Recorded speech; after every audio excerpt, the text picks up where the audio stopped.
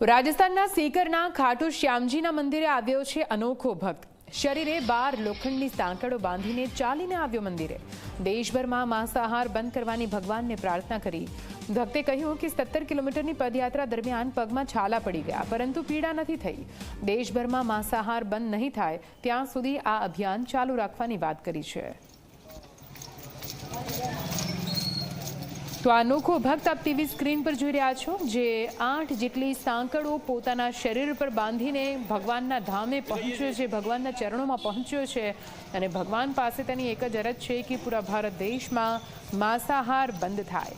માંસાહાર બંધ થવાની અનોખી પ્રાર્થના સાથે આ ભક્ત ભગવાનના ચરણોમાં પહોંચ્યો છે।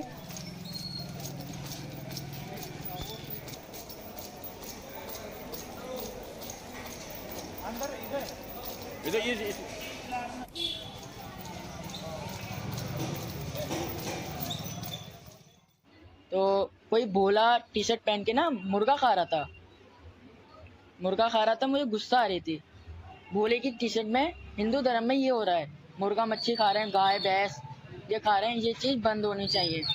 तो बाबा श्याम जी से मैंने बोला, बाबा चक्कू से मुर्गा कटता है, मैं जंजीरों से आऊँगा आपके दरबार में, ये चीज़ें बंद होनी चाहिए। मुर्गा मच्छी बकरा गाय भैंस कट रही हैं, ये चीज़ हिंदू धर्म में खाई जा रही है, ये चीज़ बंद कर दी है। मोदी सरकार से विनती ये है मेरी, बाबा श्याम जी से अरदास ये है, अर्जी ये लगा रहा हूँ बाबा श्याम से।